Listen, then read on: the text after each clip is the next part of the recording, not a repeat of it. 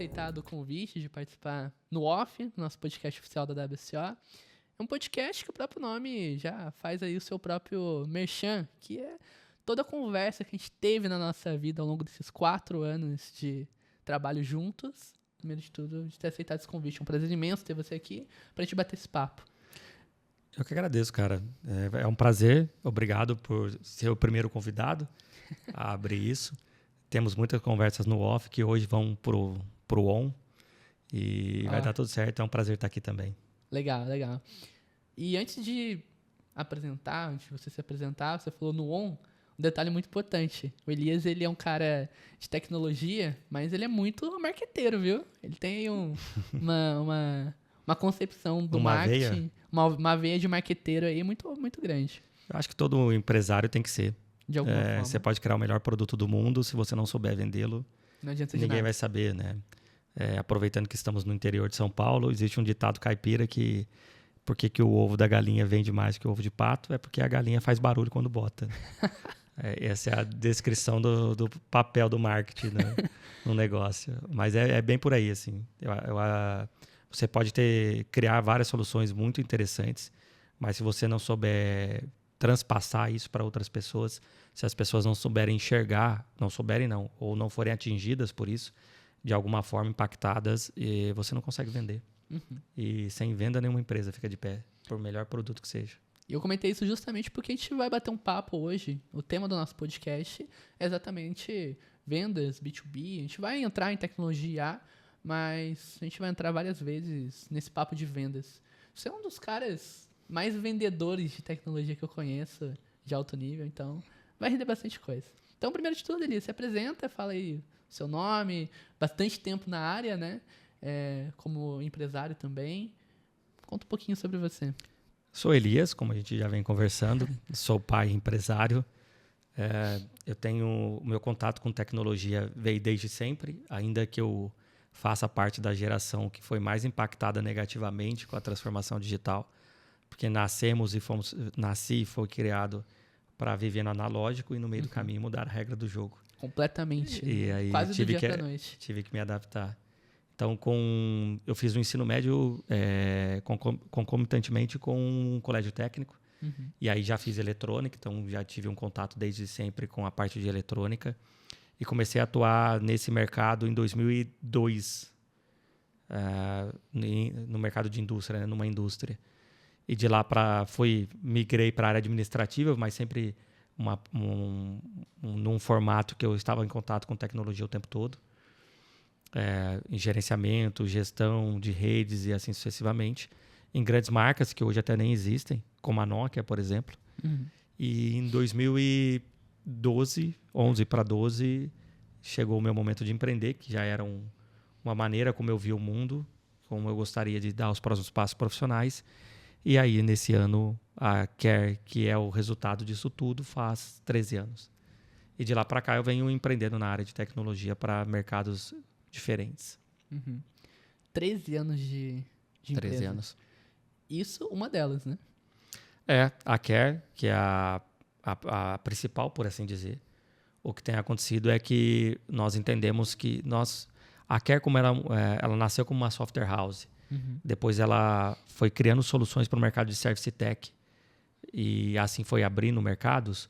Quando, alguns anos atrás, nós nos vimos numa situação em que nós tínhamos verticais internas muito grandes que por si só era uma empresa. Uhum. E aí, por uma decisão estratégica do grupo, a gente decidiu separá-las.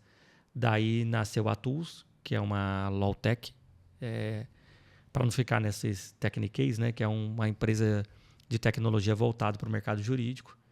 E agora no forno também tem a Plug, que é essa parte de service tech que tem na Care desde o começo, mas que agora ela vai receber um rebrand, na qual a WSO faz parte disso. Verdade, bom ponto. Para ir para o mercado de forma individual também, independente. E aí a Care vai se tornar uma hold. Legal. E depois de tanta coisa, né? A gente fala sobre A antes mesmo do ChatGPT. Você já fala sobre A antes do ChatGPT e afins. Você acha que no mercado atual, tanto de startup, tanto de Lautech, né? Você trabalhando diretamente com Lautech, como que está sendo essa introdução para mercados que antes não utilizavam de IA, nem nada do tipo. Você acha que está tendo um bloqueio muito grande profissional da galera? Ou está sendo uma coisa mais adaptativa? Você como também fornecedor, como empresa Tools Law, como que está sendo isso, essa adaptação? Isso é difícil ter uma resposta única para isso, porque quase todos os mercados existem profissionais e profissionais. Uhum. Quando nós falamos de pessoas, cada um é impactado de uma forma diferente e reage de forma diferente a esse impacto. Então, quando a gente pensa no mercado jurídico, por exemplo, que é a nossa mais recente empreitada, e aí eu estou falando de 1 ano e meio para cá, de forma verticalizada, esse impacto tem sido bastante controverso.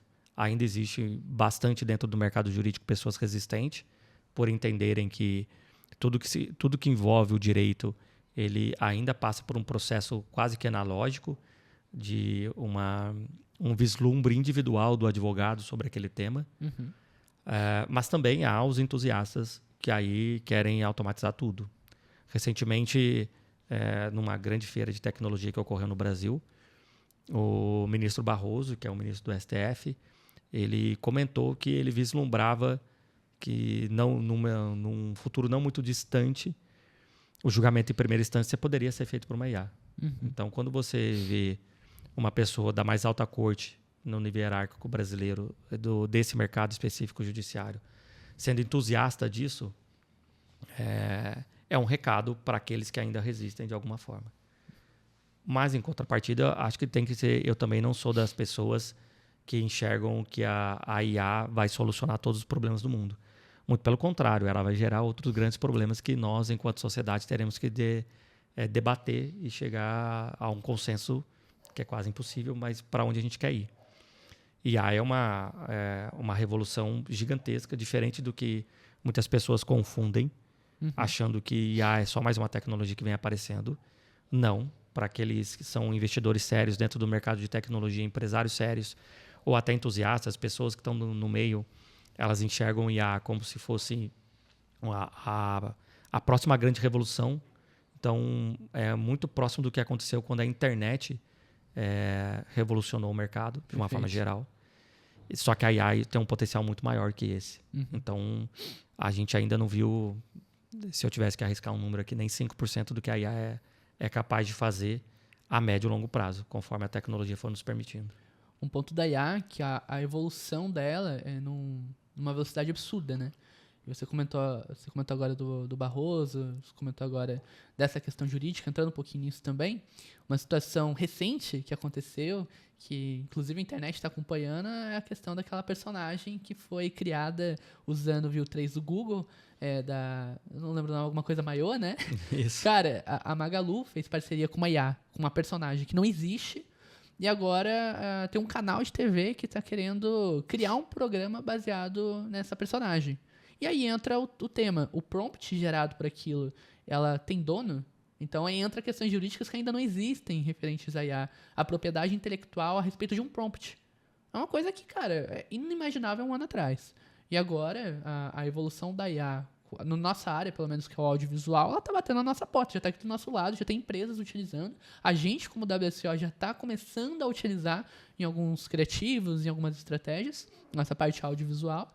E com isso, como que lida com essa evolução tecnológica super avançada, super rápida, e ao mesmo tempo o restante do mercado parece que a parte legislativa e afins, né? Não querendo entrar em assuntos políticos ou coisa do tipo, mas como que encaminha e como que lida com esse tipo de coisa. Eu falo isso porque eu sei que a Europa está um pouquinho mais evoluída com algumas coisas respeito à IA, questão legislativa e afins, mas o restante do mundo ainda não. Tá bem atrás. Eu entrei nesse ponto só porque realmente foi um caso que aconteceu essa semana que eu falei, cara, e agora? Como que lida com isso? Quem que é a pessoa que vai lidar com isso? A gente não tem isso ainda, né? A discussão de propriedade intelectual no ramo da tecnologia já é bastante antiga, tá? Então, quando você fala de propriedade intelectual de prompt, no passado a gente discutia propriedade intelectual no código. Então, isso já era difícil de se delimitar, né? Então, dar um exemplo qualquer aqui. Quando surgiram caixas de e-mail lá atrás, para quem foram os primeiros usuários disso, Yahoo, Ball e assim sucessivamente, Como é que você provava para um juiz, você sendo dono, por exemplo, da Ball, que você não tinha pirateado o código do Yahoo? No fim do dia, o produto era o mesmo. A gente estava falando de caixa de e-mail. Então, o produto final era o mesmo. Então, a sociedade evoluiu bastante, o jurídico acompanhou isso para essa discussão de propriedade intelectual. Então, há bastante tempo é possível você criar a sua marca, criar registro no INPE, para que você consiga garantir a sua propriedade intelectual. O que muda agora, trazendo para a nossa realidade atual com o IA, é que a velocidade é muito maior do que as coisas vão acontecendo e o tempo de resposta da sociedade como um todo, ele sempre foi mais lento do que a tecnologia. Só que isso agora aumentou demais. Quando você fala de União Europeia, por exemplo, tem uma frase do Cortella que é muito boa, né? Que ele costuma brincar, fala assim, cuidado com o termo evoluir, porque no atestado de óbito sai evoluiu ao óbito. Então, a gente tem que tomar cuidado que nem sempre tudo que evolui é para melhor. A União Europeia, ela é consideravelmente, reconhecidamente pelo mundo todo, como o maior freio de mão que existe para qualquer tipo de tecnologia. Ela sempre está à frente... Você tinha comentado isso uma vez, numa conversa que a gente teve, é verdade. Ela sempre leva para o lado mais cauteloso possível. Então, o que ela está votando hoje em dia, há uma discussão também o quanto a União Europeia vai conseguir avançar tecnologicamente devido a tanta restrição que tem sido posto. Uhum. Se eu não me engano, salvo engano, ela tem essa semana ou semana passada, o Japão começou a discutir sobre isso, ou melhor, está resultando já uma política própria para gestão de IA, e ela é muito mais... O termo não é o mais adequado, mas ela é muito mais livre do que a União Europeia, comparado com a União Europeia. Então, isso permite que o Japão avance de forma muito mais rápida. Bem, aqui, como você mesmo disse, a gente não vai entrar na discussão qual é certo ou qual não. Eu acho que cada país e cada região tem o direito de discutir o que é melhor para si.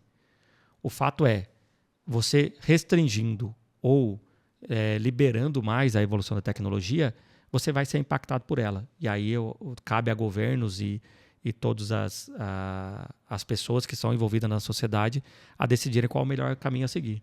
No caso do Brasil, nós temos, consequentemente, de forma reiterada, seguido bastante o que a União Europeia tem falado, com pitadas de americanismo, né? Então, assim, a gente dá um Ctrl-C, Ctrl-V no que a União Europeia faz, adapta, nem sempre da melhor forma possível, mas para a realidade brasileira, e isso vem com muito da influência americana que a gente tem aqui, de uma forma geral.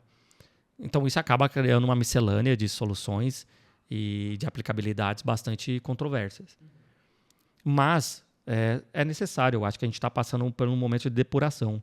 A gente vai errar, enquanto sociedade erraremos muito ainda, até chegar no ponto adequado, ou o mais próximo do adequado possível. Né? Tá rolando debug universal. Exato. A gente tem muito a debugar ainda para fazer. Caramba, não, realmente.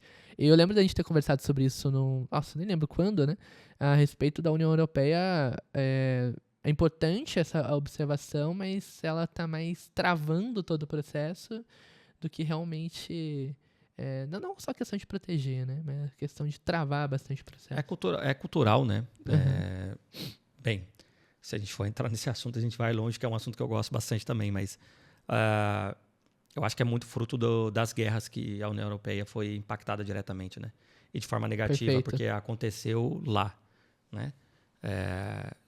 Com a exceção, quando a gente fala do Japão, das bombas de Hiroshima e Nagasaki, territorialmente a guerra aconteceu na Europa. Então isso gerou muito impacto cultural e como a Europa lida com qualquer tipo de novidade, não só a tecnologia. De forma extremamente cautelosa. Exato. E isso é normal que aconteça, é esperado até. E se você for ter uma análise global de como as coisas aconteçam, para nós que não estamos envolvidos nesse primeiro momento, é até um bom laboratório. Acho que Legal. A gente está numa posição de olhar o que os Estados Unidos, o que a China, o que o Japão agora está propondo e qual o resultado que isso vai dar versus o que a União Europeia propõe. Então, para quem está de fora, não necessariamente, né? Exato, não necessariamente ser o primeiro é a melhor situação. Dependendo da situação, é melhor você ser o terceiro ou quarto, porque você teve a oportunidade de ver quem chegou primeiro errar e fazer essas correções. Legal, bom ponto. Ótimo ponto. Esse é um conceito, entrando agora um pouco no universo de startup e afins, né? De empreender, na verdade, que Uhum. é tudo que a gente constrói hoje, tudo que a gente faz hoje é muito baseado em erros. A gente cresce com acerto, mas a gente aprende com o erro. E você comentou sobre aguardar outras empresas, outros profissionais errarem primeiro, analisar para sim se adaptar para aquele novo mercado que possa surgir ou novas regras que possam surgir. Eu queria entrar no outro ponto muito importante. Agora a gente vai passar um pouquinho, mudar um pouquinho, mas nem tanto, Vamos lá. que é o assunto principal, inclusive, que é a questão de venda, né? Quando a gente fala de venda, quando você fala... já fez até, fez até a careta ali. Mas quando a gente fala de venda, a gente tem uma situação muito delicada. Vou te dar um contexto, você me fala o que você acha a respeito, aí vai vir uma pergunta também. Mas a gente, como empresa, que trabalha diretamente com startups, empresa tech, a gente encontrou alguns pontos que são comuns. Quando a gente fala de startup, que veio do âmbito principalmente acadêmico, a pessoa tem uma dificuldade enorme de vender o seu produto. Sabe aquele famoso pitch de elevador? Você tem 30 segundos para explicar o que o seu produto faz, o que o serviço faz, e a pessoa se enrola, e quando vai ver, te deu um doutorado ali, te deu uma tese de doutorado sobre o produto. E a gente sente que é muito comum nessa área esse problema, essa situação de comunicação. Uma pergunta que eu já sei a resposta, mas produto bom se vende sozinho? Ainda mais na área tecnológica? Você acha que só o produto bom ele vai se vender sozinho? Até para você descobrir que o produto é bom, você tem que comprar ele primeiro, né? Então, existe um primeiro vendedor nessa história toda. Como é costumeiro se dizer, que existe vendedor, existe tirador de pedido. Então, sem citar marcas, mas existe um certo refrigerante dominante no mundo há muito tempo. E Ninguém sabe quem é, né? Ninguém sabe quem é, um de vermelho. embalagem vermelha. E costumamos dizer que um vendedor desse produto, ele não vende, né? Ele tira o pedido. Quando ele chega, e de todos os âmbitos possíveis. Ele chega no tião da esquina e na Madalena dos grandes varejos e só pergunta quantos engradados você vai querer. Não existe um processo de venda hoje. Uhum. Mas lá atrás, quem criou esse refrigerante precisou convencer as pessoas que aquilo era bom, né? Então, esse processo de venda, ele passa por N etapas e de acordo com o que você faz. O que a gente vê em startups é que, como não há recursos, a startup tende a ser multidisciplinar. Todos os colaboradores, ou até quando ela está sendo fundada, propriamente dita, ou com 1, 2 founders, eles têm que fazer de tudo. Ele é o saque, ele é o atendimento, ele é quem instala, ele é quem desenvolve código e é quem ele vende. Então, quando você reparte esse tipo de característica, pode ser que a venda as pessoas cometam um erro de ficar um pouco de lado, se comparado, por exemplo, ao desenvolvimento da solução. Uhum. Então, por vezes, você pode ter um produto bom, mas você pode não ter um pitch excelente de vendas e não convencer as pessoas que aquilo é um problema. Ou uma solução, melhor dizendo. E aí se você desconecta. Porque necessariamente, startups existem para solucionar problemas. E o que a gente vê é que criou-se um ambiente de muita ilusão em cima das startups. Perfeito. Rodadas de investimento muito altas, palavras como unicórnios seduzem as pessoas e elas acham que ela vai ter uma boa ideia e alguém vai, com um dinheiro infinito, vai amar aquela ideia e vai colocar um dinheiro infinito também naquela solução. Mas, como dizem por aí, ideia boa eu compro por centavos a bacia, né? O que isso quer dizer? O que está por trás dessa afirmação? Que não basta ser uma boa ideia. Você tem que ter ação.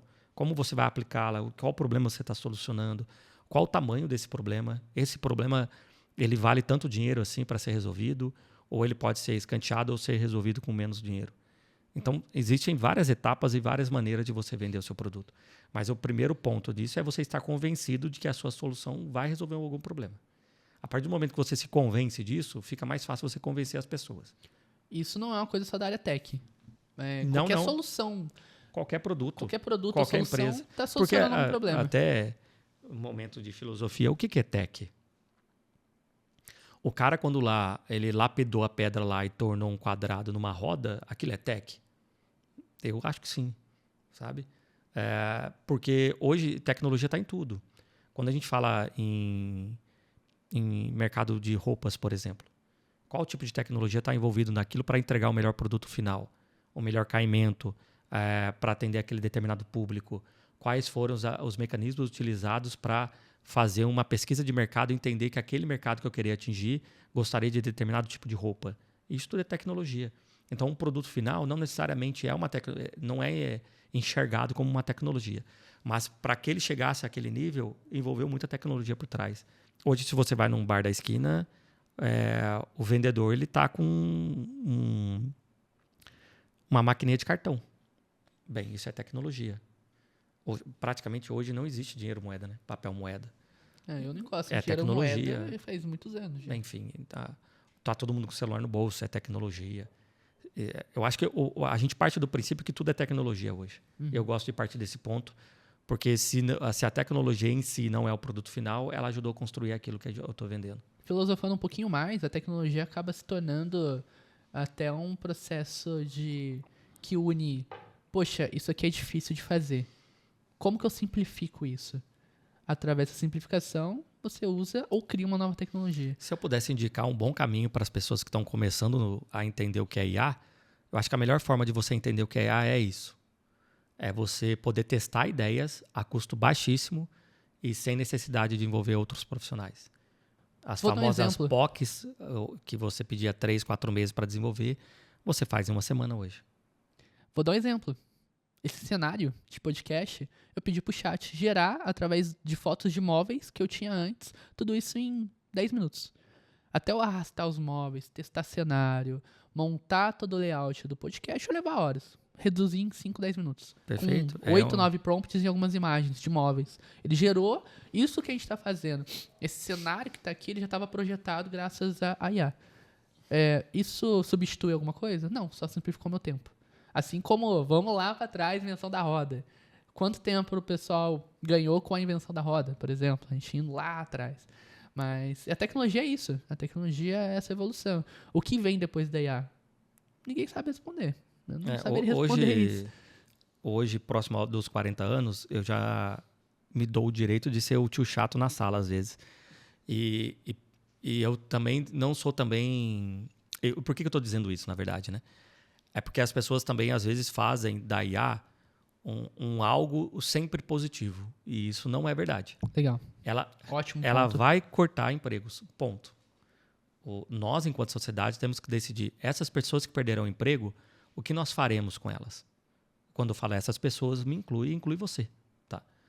Eu não estou me colocando fora desse contexto.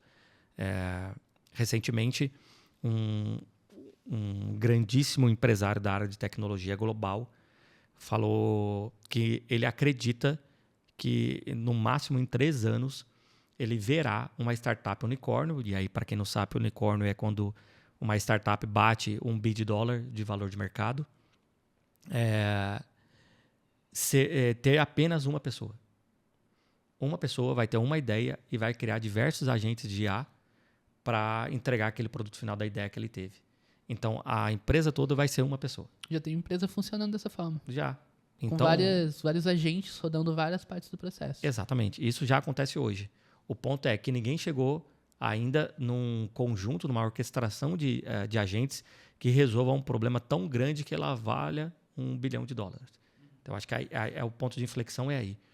Mas o que eu estou querendo dizer com tudo isso ela vai tirar empregos. Ponto.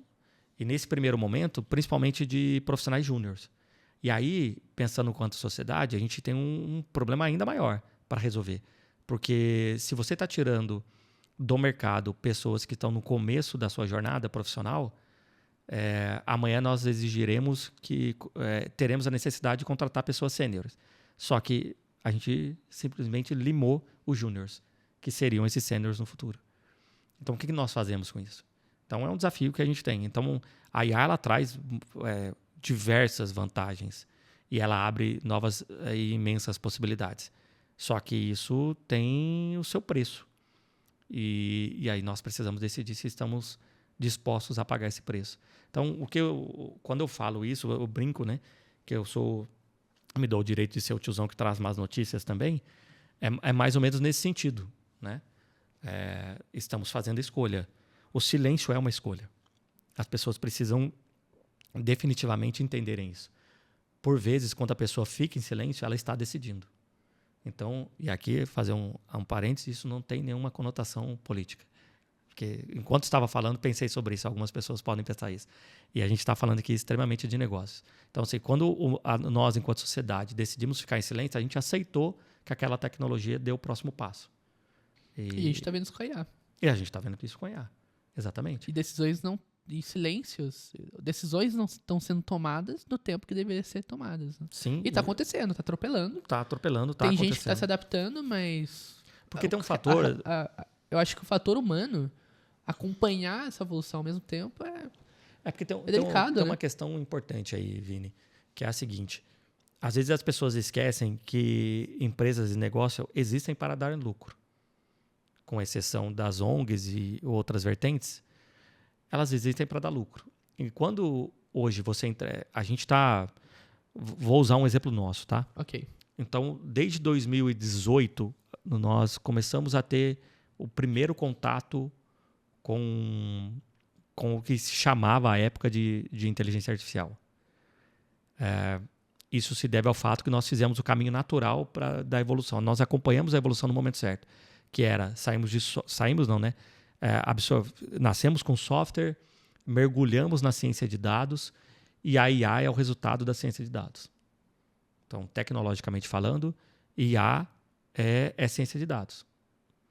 Dentro desse cenário, lá em 2018 e 2019, por nós já sermos ativos nesse mercado de ciência de dados e já entregávamos solução assim, numa da vertical da Care, nós nos deparamos com os primeiros insights de IA e começamos a entregar algumas soluções de IA para os nossos clientes de forma muito incipiente. Tá? Então, quando você vem evoluindo para cá, teve duas coisas que afetaram diretamente o mercado de IA. Primeiro, a velocidade disso. Ainda que com IA em 2019 eu demorava um tempo, hoje eu demoro muito menos que isso. E a evolução também, né? Antes era 10 anos, reduz para 5, para 1, agora dias, isso de forma semanas. Bastante exponencial. Sim. E uma coisa e por isso que eu estou chamando a atenção para isso, o que mudou muito foi o preço. Então, para eu entregar uma solução baseada em AI em 2019, teria que ser para clientes específicos que tinham bolso para resolver aquele problema. Era mais caro. Era mais caro. Em que a solução, ainda que fosse cara, era mais barata do que o problema em si. Entendi. Então, essa é a grande lógica do negócio. Eu estou pagando por algo que vai me poupar um tanto de grana. Eu vou sair ganhando nessa relação. E hoje isso ficou muito mais acessível.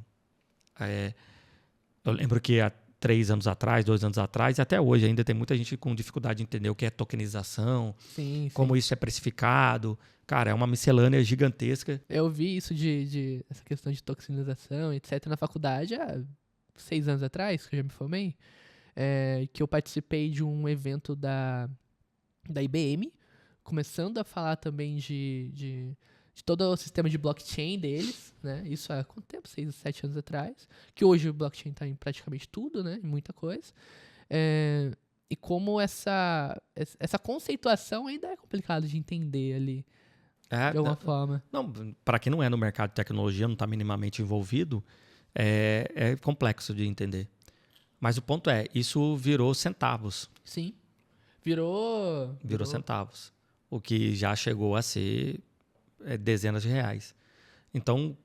Virou créditos. Agora é tudo 0,14 centavos de dólar para uma requisição. Hoje é tudo requisição, né? E aí, cara, vem outra provocação que eu acho que a gente já passou por ela nos nossos bate-papos em off aí. Que quando a tecnologia se torna tão barata, não basta você falar, use IA. Ok, você está usando IA para fazer o quê? Qual o problema você está resolvendo com isso? Legal, Elias. E um ponto que eu ia comentar a respeito dessa questão de valores, né? Participei de alguns eventos. Preço ou valor? Oi? Preço ou valor? São coisas completamente diferentes. Perfeito. Vamos falar primeiro do preço, já entra na questão do Então, valor mesmo. Perfeito. Participei de alguns eventos de tecnologia recentemente. Anualmente, né? Tanto você também participou de vários eventos. E a quantidade... de novo, não estou citando nomes, não estou criticando, estou apenas comentando uma opinião sobre algo que eu observei por aí. A quantidade de empresas que falam que usa IA e é raspagem de dados. E é qualquer outra coisa que não seja IA. agora eu já entro na questão do valor, tá? Tá bom? Mas como isso é perigoso pro mercado? Porque agora a gente tá falando de... a gente tá quase entrando no assunto de valor, mas a gente tá falando de posicionamento, a gente tá falando de autoridade. E o quão perigoso é pro mercado no geral a crença errada do que realmente é IA. Porque a IA, chamar uma raspagem de dados de IA é uma coisa. Agora, usar IA de fato. Vou até pegar o gancho que você falou que em 2018 era caro, né? O preço era caro para manter uma IA. E solucionar o problema de uma forma mais enxuta era mais barato do que aplicar IA para resolver aquele problema. Hoje não. Hoje usar IA está mais barato, né? E ao mesmo tempo tem muita gente usando o termo IA para coisas que não é IA. Cara, tem tudo com IA hoje em dia. É bem provável que você for na farmácia, você vai achar uma pasta de dente e na embalagem está dizendo que foi usado IA para criar aquele produto. Você entrou, né, nesse assunto, tem um fio dental que ele é redondinho e ele vem escrito tampa inteligente. Você aperta e abre, é isso. Você aperta e abre. É um X que tem ali, Entendi. É uma interface que tem ali. Ele for, chama de tampa inteligente. Se considerarmos uma tampa que abre a partir de pressionar um lado dela, talvez então, sei lá, em 1500, 1600 já existia IA, então. Deve ser por aí que já inventaram algumas tampas nesse sentido. Exato. Quanto a esse problema de agentes do mercado que dizem que utilizam IA e não utilizam, ele não é uma novidade, ele só foi transportado para IA. Lá atrás, quando a gente foi para o mercado, apresentando para o mercado de médias empresas que elas poderiam usar a ciência de dados para solucionar problemas delas, muitas vezes a gente batia em portas fazia concorrência com empresas que nós sabíamos que não utilizavam isso. Uhum. Né? Fazendo uma analogia bastante distante, mas só para ilustrar a nossa conversa, se você entrega hoje um dashboard muito bem feito, da melhor forma possível, com as tecnologias que se tem, isso é muito diferente do que se entregavam com Excel? Não sei. É uma discussão. A gente pode entrar aqui e conversando sobre isso. Mas é natural. Todo mercado novo, ele promove muito buzz. E aí a gente entra um pouco na questão de marketing. Em consequência disso, gera uma grana muito interessante. E quando se gera grana interessante, muita gente quer pegar um pedaço dessa fatia. Com certeza. E aí, entregando de formas possíveis. Hoje, o que nós temos escutado é sobre curadoria de IA, orquestração de IA, gestão de agentes de IA. Todos esses cenários que podem ser compactados dentro de uma ideia só, que é o cuidado devido que se deve ter na aplicabilidade de IA, e aí em diversos fatores, tanto tecnologicamente quanto de forma jurídica, como isso pode impactar, você tem que ter profissionais aptos a passar por esse desafio. Então, se você tem um problema e quer solucionar com IA, se você tem alguém do seu time disposto, ou você direciona alguém do time para tomar esse cuidado, invariavelmente ele vai ter que selecionar bons fornecedores. E aí tem vários também. Agora, a provocação, nós estávamos brincando agora há pouco sobre preço e valor, é exatamente isso. Se a sua seleção está só pelo preço, você pode incorrer no risco, assumir o risco de ter uma empresa que faz raspagem e não faz IA. E isso pode gerar um problemaço no futuro, principalmente quando a gente está falando de segurança da informação. Um paralelo àquela história daquela empresa que estava usando 700 pessoas da Índia, eu acho. Eu não vou citar nomes, mas tá aí, só jogar no Google que vocês vão ver.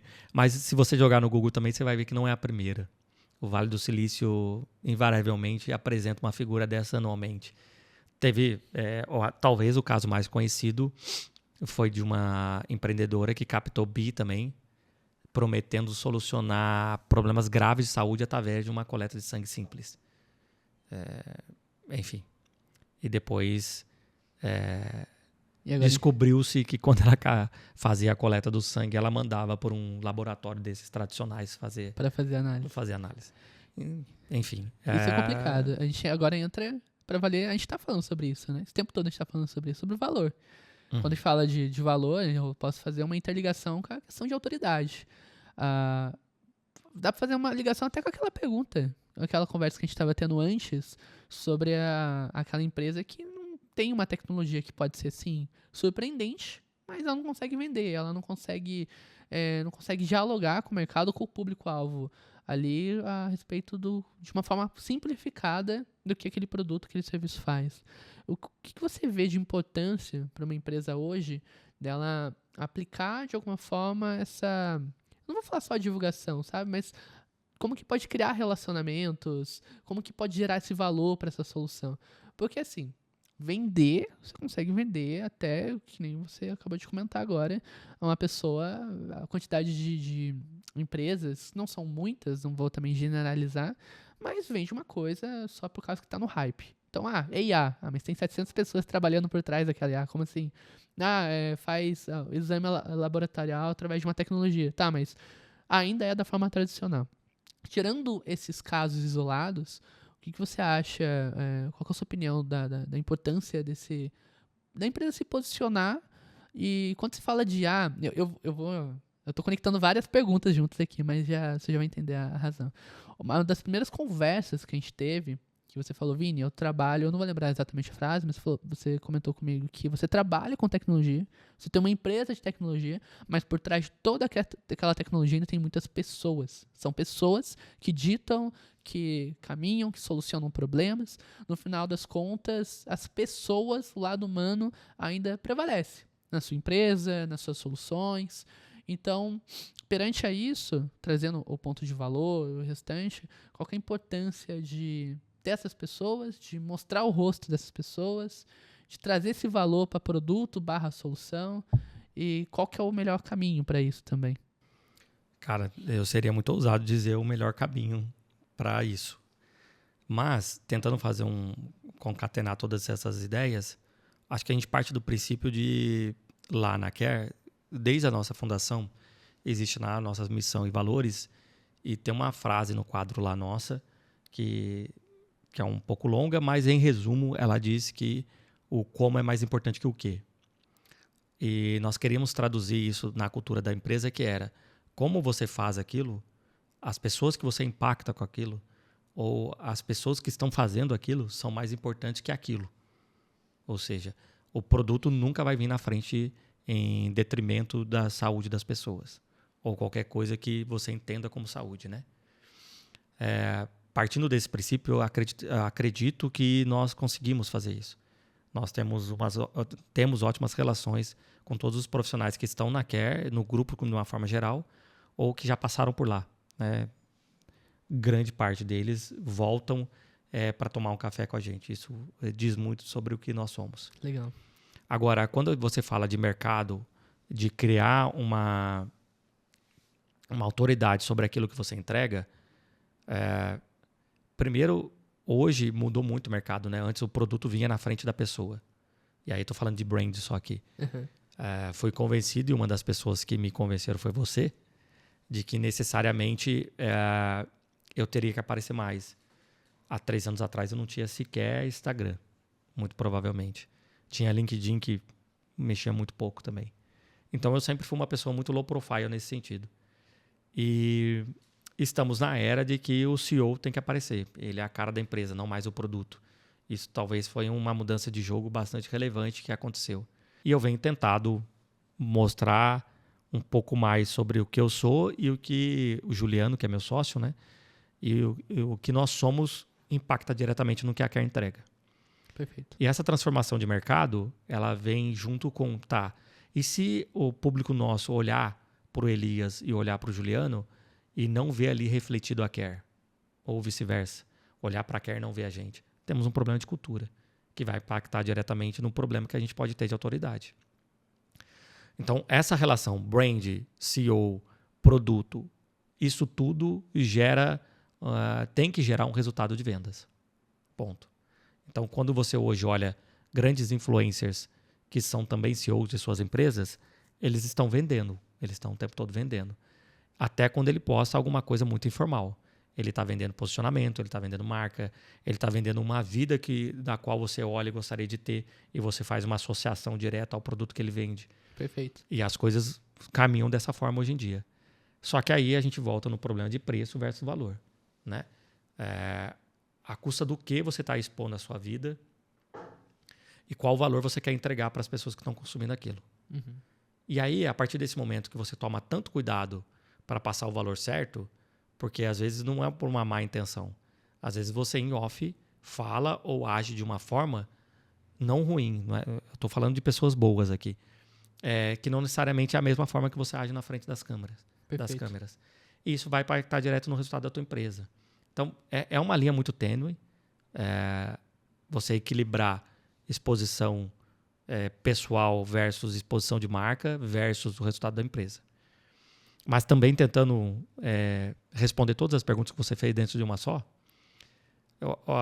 Quando a gente fala de vendas e quando você vai criar um produto, como você quer vender, como você quer se posicionar, acho que as pessoas cometem erros até compreensíveis, porque a maioria das pessoas que estão tentando abrir um novo negócio, elas são muito jovens, então elas acabam passando por etapas, ou melhor, pulando etapas que deveriam passar. E nesse sentido, o primeiro passo quando você tem uma ideia e você entende que aquilo é um produto bom, é para quem você vai vender, é o segundo passo imediato. Tá, essa ideia é boa só para mim? Ou existe gente o suficiente no mundo achando que essa ideia também é boa? E uma terceira fase que é a mais difícil. Essa pessoa pagaria por isso? Porque tem um problema grande, tem uma brincadeira bastante capitalista, que é a minha parte eu quero em dinheiro, né? Então, nesse ponto, e trazendo pelo lado positivo da brincadeira, a melhor demonstração que alguém vai fazer pela sua empresa é pagar por ela. Perfeito. Porque ela pode ir, te dar um abraço, te dar um like, participar de um podcast junto com você, mas ela está comprando o teu produto. Porque aí quando você bota a mão no bolso, essa é a melhor ação que alguém pode fazer por você. E aí você envolve preço versus valor. Você consegue medir isso, né? A correlação mais fácil de se fazer é de preço versus valor, e que isso pode estar deturpado às vezes. Hoje, se você for comprar um celular novo, e um bom celular no sentido de top de linha do que tem no mercado, você vai sabendo que você vai gastar R$5.000. Estou falando uma média aqui, tá? Existem muito mais caros que isso e muito mais barato. Uma média. Cara, vou gastar R$5.000 num produto. E quando você construir uma casa, você vai botar seu filho, sua esposa ou seu marido dentro dessa casa. Um pintor vem e te cobra R$1.000 para pintar a casa que vai ser o teu lar, você acha caro. Então, existe uma relação entre o valor que você dá versus aquilo que é entregue. E aí a gente não... Sem entrar em mais detalhes, né? De oferta e procura, valor agregado no produto. Não estou entrando nesse mérito. O que eu estou entrando é no valor, a diferenciação entre preço e valor. E aí, quando você vai decidir, enquanto empresário, como você vai posicionar seu produto, qual prateleira você vai estar? Tem negócio dos dois, Tem produtos aí que você paga centavos, que você vai ter que ir para o mercado de volumetria, vai ter que vender muito para dar lucro, que é a natureza daquele produto. Ou tem o mercado de valor, que é o preço unitário é muito mais alto, só que a entrega é muito mais complexa e envolve N fatores. Então, bem, se eu pudesse tentar dar uma dica, e não necessariamente ela vai estar correta, não vou ser presunçoso a esse ponto, pensou no produto, pensou numa ideia, a viabilidade financeira dela, no segundo passo é para quem você vai vender. Entender para quem você está vendendo aquilo. E aí você pode voltar para o primeiro, tá? Isso acontece muito. Cara, pensei numa coisa, legal. E aí pensei no meu público. Quando eu fui olhar para o público, eu falei, cara, não é bem isso que o público quer. Você volta para a primeira etapa e ajusta o produto. É esse ciclo de produto, entendimento de público versus alinhamento do produto, é quase que cíclico e acontece sempre. Perfeito. Dica de graça de criação de produto aqui, tá? Sem querer, ele tá falando de POC, MVP, tá falando de toda a conceituação da criação de um produto. Utilizar termos muito tecnológicos. Exato. Como eu não conheço o teu público-alvo, tentei ser o mais amplo possível. Nosso público-alvo aqui provavelmente vai ser a galera de tech. Então vou entender. Como eu tô no momento de POC, eu vou testar o público-alvo agora. Pode ser. Mas, cara, é muito interessante todos esses pontos que você comentou. Você conseguiu sintetizar as porradas de perguntas que eu fiz pra você na mesma frase. Mas a questão de A questão do valor agregado, no final das contas, é o preço que vai ser pago. É o famoso capitalismo, né? O capitalismo Sim. na sua forma mais pura. Se a gente interligar isso para o interno de uma empresa, por exemplo, cara, poxa, eu não entendo porque, sei lá, meu colaborador não está motivado. Vou fazer um paralelo muito distante aqui, mas Tá bom? não entendo porque meu colaborador não está motivado. Poxa, por que ele não está motivado? Pô, tem Coca-Cola, tem cerveja, tem, sei lá, snack à vontade. Poxa, ele pode dormir no escritório. Tem todos esses absurdos. Mas no final das contas, no final, o maior motivador é o financeiro. É a grana, né? E o mesmo vale para produto, /serviço, /valor, /brand. Por que eu invisto em brand hoje? Porque eu quero criar autoridade. Por que CEOs, como, por exemplo, cara, o maior case, eu sempre cito esse case, é que é o Mark Zuckerberg. Pra mim, é um dos maiores cases. O cara era o pessoal chamava ele de... Eu vou dar termos aqui, porque provavelmente o Mark Zuckerberg não vai ver esse podcast, então provavelmente não vou sofrer um processo aqui. Eu espero que não, né? Apesar de eu estar postando, eu vou postar esse corte ou esse vídeo na rede dele, mas tudo bem. Mas o Mark Zuckerberg, o pessoal tava chamando ele, brincava, virou meme ele ser reptiliano, ser um réptil, né? O pessoal brincava muito com isso, porque teve lá um caso lá dos Estados Unidos de vazamento de dados e tal, e ele tava estático, respondendo as perguntas, não piscava, não tinha nenhuma ação, e a partir daquilo a gente viu uma mudança drástica de imagem. E como os valores do Meta e outros serviços, empresas e marcas que ele tem, valorizou muito depois de ele aparecer, arrumou o cabelo, deixou o cabelo crescer, começou a postar a vida dele, a família, filhos, etc, né? E aí vem aquela questão que você trouxe lá atrás. Exposição. Até quando é bom, até quando é ruim, quem você é na vida real, quem você é na vida online ou para outras pessoas. E quando eu vejo você, quando eu vejo a Care, quando eu vejo o posicionamento de vocês, até com a relação que vocês têm com o cliente, tudo conversa. Quando eu converso com o Elias aqui, quando eu vejo você conversando com um cliente seu, a conversa é a mesma. O tom é o mesmo. Então, assim, você consegue transmitir esse valor de marca como empresário, como responsável pela Care, e ao mesmo tempo não está distópico. É a mesma realidade. Então, assim, a pessoa que está assistindo esse podcast, por exemplo, está vendo o Elias falar aqui, se tiver interesse no serviço seu, algum produto, alguma coisa, uma conversa de negócios, cara, a conversa vai ser praticamente no mesmo tom. Isso a gente vê, agora interligando para nossa área, para a área da WSO, principalmente de brand, qual que é a importância de usar o branding como um grito, né? Como realmente um posicionamento de quem você é e reflete na sua empresa, do que apenas uma capa de, vou chamar de capa de revista aqui. Já vi casos de empresas, não vou citar nomes por questões de processos, advogado hoje é caro, mas uma empresa muito próxima da gente fez o processo de brand, pagou assim na casa de milhões, né? Foi um processo caríssimo e que, cara, externamente é uma empresa maravilhosa, internamente extremamente tóxica. Então, assim, realmente o brand acaba tendo esse valor distorcido de que é apenas uma capa, mas na verdade não. É realmente a refletir exatamente o que a sua empresa é, o que os seus produtos, os seus serviços são, e além, parafraseando você, né, além do serviço ou produto, ou da tecnologia utilizada, a pessoa envolvida. Quem é a pessoa envolvida? Então, tudo isso, quando se fala em autoridade de marca, ela precisa ser real. A gente acredita muito isso como empresa. Ela precisa ser real.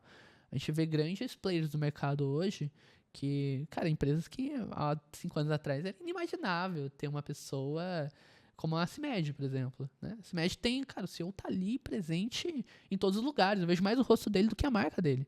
Só que, quando eu vejo o rosto dele, eu vinculo quem? Eu vinculo a marca dele. E vice-versa. Como aconteceu, o Ancelotti deu uma entrevista de imprensa, o logo no microfone era da CIMED amarela ali, você já conseguiu identificar. Que relação você faz? Você faz relação com a marca, você faz relação com o profissional. E é interessante como isso está no subconsciente também. Eu vou entrar num assunto filosófico / psicologia aqui, mas na hora que eu vejo a marca, eu lembro dele. Eu não lembro mais dos remédios, de qualquer situação ruim ou boa que a marca já tenha causado ao longo desses anos. Eu lembro dele. Daquela pessoa que eu não consigo. Eu não. Inclusive, essa parte eu vou até cortar, tá? Mas qual que é o nome dele mesmo? Nem lembro o nome dele. Eu chamo ele de Sr. CIMED, não lembro o nome dele. Sr. CIMED. Vou chamar de Sr. CIMED. O Sr. CIMED, ele. Muito bom o Sr. CIMED. Mas, cara, às vezes a gente não sabe o nome da pessoa, mas a gente lembra do rosto. Então, a importância de vincular isso acaba sendo muito mais do que rede social, acaba sendo valor de marca, acaba sendo... Aí entra naquele outro ponto que você falou, isso reflete completamente no financeiro, no valor agregado à marca. Exato. Eu no preço. Eu só acho que vai acontecer alguma coisa que a gente ainda não viu. Falamos um pouquinho de propriedade intelectual no começo da nossa conversa. Nossa, legal, gancho. E tem um ponto importante aí que é o seguinte, que o direito ou a sociedade, de uma forma geral, pelos seus representantes, ainda não se debruçaram sobre algumas discussões relevantes, que elas estarão logo ali. Quando a gente fala em sucesso, empresas que perduram por muito tempo, um dos grandes desafios das consultorias hoje em dia é fazer com que empresas familiares, que o processo de sucessão seja bem sucedido. Eu não sei exatamente a taxa, mas eu posso garantir que é uma taxa baixa. Assim. Poucas empresas passaram imunes pelo processo de sucessão. Que você estava falando da CIMED, a CIMED é uma delas, né? É um processo de sucessão bastante interessante, não só pelos ambos irmãos, né? Porque são dois. Então, nesse sentido, eu acho que em algum momento a gente vai ter que se debruçar sobre isso. Que é, se a empresa tem se tornado cada vez mais a cara do CEO, quando não existir mais a cara do CEO, o que a gente vai fazer com essa empresa? Cara, que pergunta boa. Que então, ponto esse bom. processo de sucessão a gente não se debruçou, porque é uma novidade. Isso é muito recente, né? CEOs... E te garanto, é danoso. É danoso. Porque CEOs têm tomado essa frente, se a gente olhar numa perspectiva de tempo, bastante curta, né? Se a gente vê para agora fazer uma correlação com micronegócios, assim, MEIs e afins, né? Eu conheço algumas pessoas que o rosto da própria empresa é ela, é a pessoa. Sem a pessoa aparecer, cara, não vai vender, não vende. Não vende um doce, não vende Isso entra na área gastronômica, né? Fazendo um gancho. Cara, não vende. Isso é de microempreendedor. E agora, quando a gente tá falando da relação de uma empresa com milhões de faturamento, até bilhões de faturamento, a gente tá falando de uma porrada de clientes, no caso da CIMED, com várias unidades para todo quanto é lado do Brasil. Que problema isso pode causar se não for feito um trabalho de branding de sucessão? Olha, eu nem sei se existe o termo técnico para isso, mas eu vou chamar de branding de sucessão para essa mudança. Eu vou dar um exemplo de um cara que vi bastante coisa a respeito dele, né? Que é o Flávio Augusto, que já comentei, a gente já conversou rapidamente sobre ele, que é um cara que eu consumo alguns conteúdos dele. E ele tem uma teoria que é, cara, a empresa tem 2 caminhos. Agora, não é a opinião minha, mas é a opinião dele. É 2 caminhos, sucessão ou venda. Ou o terceiro que é falência. Então, ele tem a teoria que a cada 7 anos ele tem que vender a empresa que ele possui. Então, ele muda de rosto o tempo todo. Não fiz essa análise, mas é uma análise interessante. Depois que o rosto dele é desvinculado daquela empresa, será que existe uma queda de faturamento ou algum tipo de resquício? Já que o rosto dele era a marca, a partir do momento que ele sai daquela marca, ela para de valer mais ou menos, né? Esse é um processo bastante complexo. E delicado, né? Delicado e até pela cultura também, né? Porque o mercado como um todo, e aí eu estou falando do mercado consumidor, não de quem está dentro dos negócios, as pessoas invariavelmente leem a venda de um produto como ou aquele empresário está quebrado, está precisando levantar dinheiro, ou 2, o negócio não é tão bom assim, senão ele não teria vendido. Perfeito. Então, quando você passa por crença? É uma crença, é uma cultura natural do ser humano, assim. E acredito que ela seja muito similar em diversas culturas mundo afora. Que tem essa impressão. Vamos trazer para a nossa realidade. Se tem uma padaria na esquina da tua casa e ela vive lotada, em um determinado tempo troca de dono, a única coisa que você pode pensar sobre isso falar, cara, aconteceu algum problema, o cara estava precisando de dinheiro, e aconteceu algum cenário. Não passa pela sua cabeça e fala assim, cara, o cara simplesmente amanhã quer abrir uma bicicletaria. E ele precisava se alavancar financeiramente, vendeu aquele negócio, se alavancou e foi embora. Simples assim. Como você vende um carro que você quer trocar de ano. Não é enxergado dessa forma para quem está fora do mundo dos negócios. Para quem está dentro, entende esses movimentos que, por exemplo, que você citou que o Flávio Augusto faz, de mudar para lá, mudar para cá. Só que eu acho que aí, se a gente tivesse que categorizar, existem categorias diferentes, né? Então, usando os mesmos exemplos que a gente já falou até agora. A CIMED está vinculada diretamente ao seu CEO, o rosto. O Flávio Augusto não necessariamente. Ele não vincula o rosto diretamente. Ele criou uma persona do empresário. E aí, de vários negócios. De vários negócios. Então, ele criou uma persona diferente do que outras estamparias que tem por aí. Então, nesse sentido, acho que esse posicionamento vai gerar diversas discussões a médio e longo prazo. Uma discussão que já existe debates bastante profundos sobre isso, mas ainda não há uma conclusão unânime do que a gente vai fazer com as redes sociais das pessoas que morrem. Porque, por exemplo, se amanhã eu morro, vou fazer a minha própria análise aqui. Dentro do trabalho que eu estou fazendo para criar em torno de mim uma imagem que representa a minha empresa, se eu obtiver sucesso nisso, a métrica de sucesso disso, uma delas, dentro das redes sociais, é a quantidade de views ou a quantidade de seguidores que eu tenho. Essa é uma métrica. Uhum. Supondo que daqui a 20 anos eu atinja uma meta interessante, que eu mapeei para mim. Só para fazer um número redondo e para a gente continuar exercitando 1 milhão de seguidores. Eu morro. Isso é uma propriedade minha. Qual a lei que rege isso tudo? Há uma lei específica sobre isso, mas há uma discussão no mundo inteiro se redes sociais são propriedades que devem ser passadas diretamente para os seus herdeiros. Aí a gente entra em outro problema. E a segurança da informação? A senha. Se eu não passei em vida a minha senha para quem quer que seja, por exemplo, o meu filho, por que ele deveria ter acesso à minha senha depois da minha morte? Uhum. Então, entra em diversas discussões que a gente ainda não parou para resolver isso. Essas discussões estão ocorrendo, mas em algum determinado momento vai parar. Porque se a minha imagem está vinculada diretamente à empresa, a empresa só vai continuar naquele caminho se ela continuar vinculada no meu nome. E aí, cara, voltando ao assunto principal nosso, IA. Hoje já existe IA, por exemplo, eu acho que teve um exercício no Japão que o governo até deu uma bloqueada em uma determinada empresa que estava possibilitando eu criar uma persona de IA, um agente de IA que conversasse com os parentes depois que eu falecesse. Que hoje é tremendamente possível. Você citou aí o exemplo daquele personagem do Maio que foi criado. Sim. Eu consigo me recriar hoje com IA, com a minha voz. Se eu imputar nele diversas conversas, e-mails, históricos, textos, minhas redes sociais, ela vai ter minha personalidade. E aí, os meus familiares que ficaram vão querer ter acesso a isso? Vão querer continuar conversando comigo? Uma coisa que... Mesmo não sendo eu, né? Na prática. Interessante esse ponto, porque aconteceu um fato ano passado, que a Volkswagen, ela criou um comercial. Sim, com a Elis Regina, né? Com a Elis Regina. Aquilo foi assim, os familiares aprovaram. O filho lá aprovou. Aí entrou um debate muito grande na área de publicidade, né? Eu acompanhei vários tópicos, várias conversas sobre isso.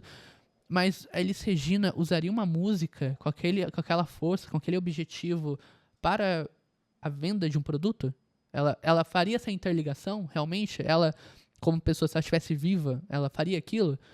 Mas aí... o uso da imagem dela. O uso da imagem, mas aí a imagem é uma propriedade intelectual já bem definida. Uhum. Então, quando a gente está falando de artista, o que ela deixou como legado, possíveis composições, interpretações que ela tenha, no caso dela, que é cantora, tem dono. Os filhos herdaram isso. Sim. E aí eles utilizam da melhor forma que eles entendem que faz sentido para eles. Só que quando a gente está falando de uma empresa vinculada a essa imagem, é um desdobramento diferente do que a gente está falando. Então, o que a gente pensa sobre isso não importa o que a Regina faria, usando o mesmo exemplo. Importa que os herdeiros delas fazem, porque eles têm o direito de usar a marca, a imagem dela. No caso de artista, a imagem entra dentro da propriedade intelectual.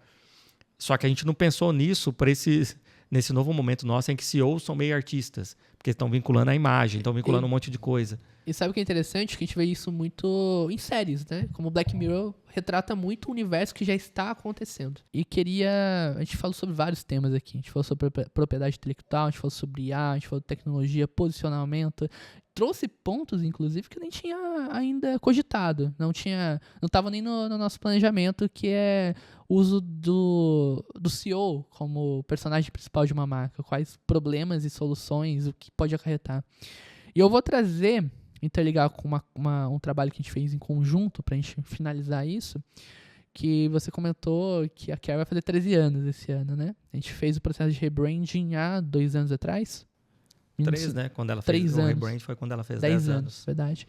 A gente fez o trabalho de rebranding, a gente Foi um trabalho delicado, inclusive, na época. Eu lembro que a gente mudou, a gente construiu o organograma juntos, porque vocês ainda não estavam entendendo o que ia correlacionar, o que não ia. Então, se a Tool, se a Plug, as várias marcas, seria a Care, seria um grupo. Eu lembro que a gente conversou sobre tudo isso. A gente chegou no consenso, a gente construiu juntos. Inclusive, ainda está em processo de construção. Porque o brand, inclusive, ponto importante é que o brand ele não é construído, ele é evoluído. Você constrói e ele evolui. E se modifica, e ele se altera, e vai acontecendo conforme o seu mercado. Ele se adapta, né? Ele se adapta, a palavra que eu estava procurando.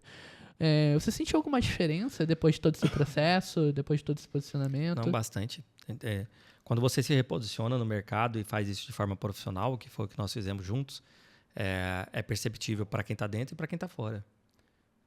Nós evoluímos bastante no posicionamento da nossa marca, como a gente trata ela e como acho que a gente personificou como nós gostaríamos que os clientes nos vissem. E isso está bastante representado no rebrand que nós fizemos. Assim. Legal. Ela passa toda a informação. O nome Care não é à toa, né? A gente nasceu no mercado de pós-vendas, então ele vem de lá, mas no fim do dia ele representa cuidado. E quando a gente fala cuidado no mercado de tecnologia, é cuidado com seus dados, cuidado com quem você vai impactar com aquela tecnologia, cuidado com as pessoas internas que desenvolvem esses produtos e cuidado com o entorno de tudo aquilo que envolve a Care. E quando você consegue trazer isso para a marca e fica muito claro, simplifica essa comunicação, você encurta caminhos. E acredito não, né? Os resultados mostram isso, que o nosso rebrand tenha sido de bastante sucesso. Perfeito. Então é isso. Obrigado, Vini. Elias, obrigado pela sua presença aqui. Foi muito bacana o nosso bate-papo. Gerou uma porrada de informação extremamente relevante no mercado de tecnologia. E eu acredito que esse podcast não termina por aqui. A gente vai ter que marcar uma próxima conversa aí. Estou à disposição. Gosto bastante do papo, gosto bastante de você. Obrigado para a Carla, que ninguém está vendo aqui, mas é ela que está fazendo isso aqui tudo funcionar. Bem, nas minhas redes sociais vocês podem me achar, Elias de Gonçalves. Goncalves, né? Porque o C cedilha não existe. A mesma coisa no LinkedIn. Instagram e LinkedIn são as duas redes que eu utilizo. E as redes da Care também, né? Care-Business. Podem procurar lá e encontrar a gente. Agradeço pela oportunidade novamente e estou à disposição. Sempre é bom bater papo com você. Show de bola.